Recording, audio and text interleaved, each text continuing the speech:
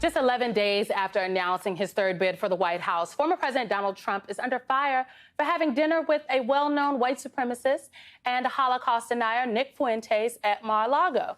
In a statement, the former president said Fuentes was merely a guest of rapper Ye, or Kanye West, who was also at the dinner.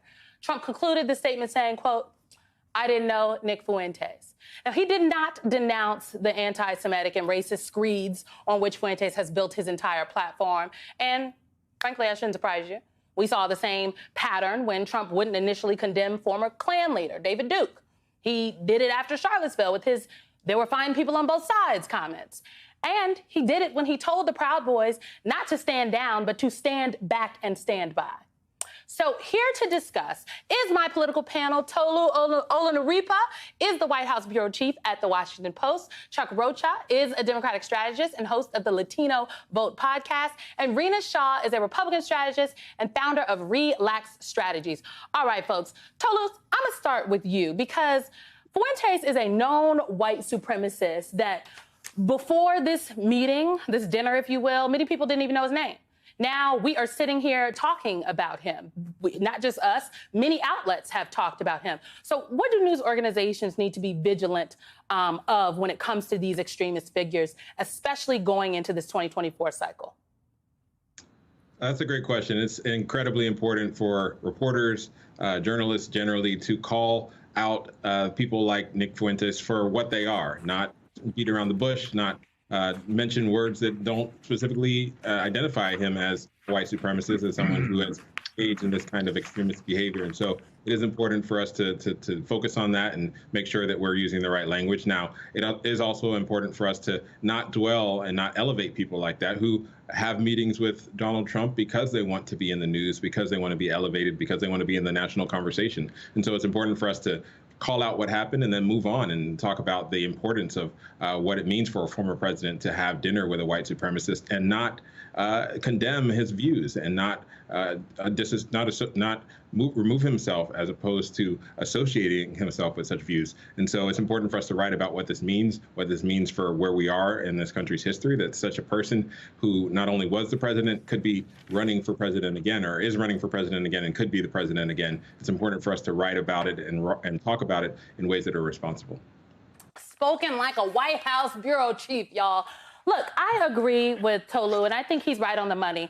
But Rina, let me just say this. Donald Trump was having dinner with Kanye West, who brought Nick Fuentes. And I think it's important to note that just a couple of weeks ago, Kanye West was blasted for his anti-Semitic comments. And if it was anybody else who was having dinner with Kanye West this week, we would be talking about the fact that this person had dinner with Kanye West. We'd be asking if they denounce anti-Semitism. We would be asking, if they stand with Kanye. And we would not be talking about the white supremacist plus one. So I've got a few thoughts on this. Number one, where are the gatekeepers? There are none, it seems, anymore. Also, where did our standards go? Again, there are none anymore. So this demands a public conversation that's not just robust. It is one that should call to the carpet the people that are most guilty of doing the most obscene things. And Nick Fuentes is one of those people. He is a Holocaust denier. In my generation, your generation, Simone, we know this. This was just baked into history class. We know that the Holocaust is real. So I'm one of those people who's never been part of the journalistic corps. But I will say this. I genuinely believe in this country, justice comes along with great journalism. And if we didn't have Twitter to expose the fact that Kanye and Nick Fuentes can waltz right into Mar-a-Lago and say whatever they want to say and do whatever they want to do, we would have no accountability. It is up to Republican leaders, again, to denounce the very underbelly of the party. But will they rise to the occasion? Likely not. So I think it, again, demands us, the public, to do our part and push back, have corporations push back too. But I mean, I guess that's what I'm saying. And I get the last point I'm going to say on this, and Chuck, if you could quickly respond, but I have heard nothing about the anti-Semitism. I think it is terrible that a white supremacist was able to sit down and have dinner with a former president. But as I just went through before I introduced this segment, it's par for the course for Donald Trump. I think we have to call it all out at the same time. And I think I frankly feel like people need to be able to walk and chew gum at the same time. Did we just forget about the anti-Semitism, Chuck? You're exactly right. And the point you're making is the most important part of this politically and policy wise. We can't stand by and let any of this stuff happen and turn our head and go, oh, it's just Cray being Cray. You know how Donald is. He's just a little crazy. He hangs out with the white supremacists. No, we don't allow it. We condemn it. We call it out for what it is. And we say we are better than this as a country. And we will not stand by and let this just go by as another crazy thing Donald Trump has done. This man wants to run to be president. Let him run. But you cannot let him run and be around these crazy folks and not call it out every single day. That's our job. All right. I want to turn to the events of this last week because not one, but two mass shootings, right, have made national news. They resulted in 11 total deaths. I want to play some comments from President Biden, who is once again calling for Congress to do something. He's calling for an assault weapons ban, something that has happened before, that he intimately was involved with, he pushed for. I want you all to hear this, and I want to get some comments on the other side. The idea we still allow semi-automatic weapons to be purchased is sick. It's just sick. It has no social redeeming value.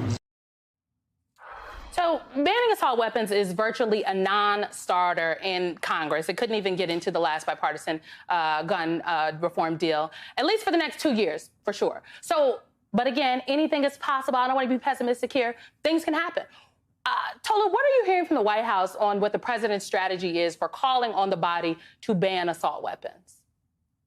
They say they continue to be optimistic despite the political realities that you just mentioned. They want to continue to put public pressure on this Congress. They're looking at what happened during the elections and the midterms, where a number of Republicans who thought they would be in Congress are watching from home and realizing that maybe their position on guns was not popular with some of the younger voters who came out in droves and voted for Democrats. And so they're trying to continue to make this a public effort and put pressure on members of Congress, but it is a difficult situation. Republicans are going to be taking over the House, and they do not want to pass any more gun control, gun safety bills. They have made it very clear that they don't want to do that. So it's not yet clear what President Biden is going to do, other than putting pressure on some of these state governors who now in some states have majorities that they didn't have before to try to push laws at the state level, and use his executive authority to try to expand some of the gun safety positions that he has that cannot make it through Congress at this moment.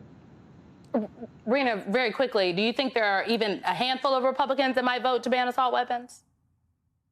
Right now, it doesn't seem that it's looking likely, but I know in private conversations, because the ones I've had with them, there are Republican women in the House today that are willing to do something in the next Congress. And look, I can't say anything more than that at this point, except for I know these people are privately saying it. They're mothers like me. I want a country where my babies are safe. I want to go to Walmart in peace the night before Thanksgiving.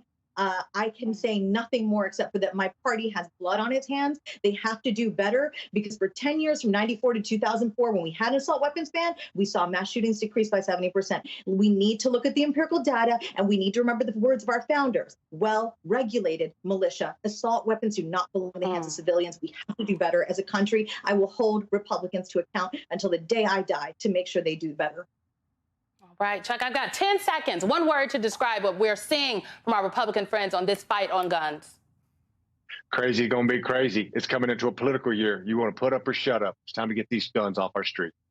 All right, Chuck Rocha, Rina Shah, and Tolu Olorunnipa, thank you all very, very much. Appreciate it.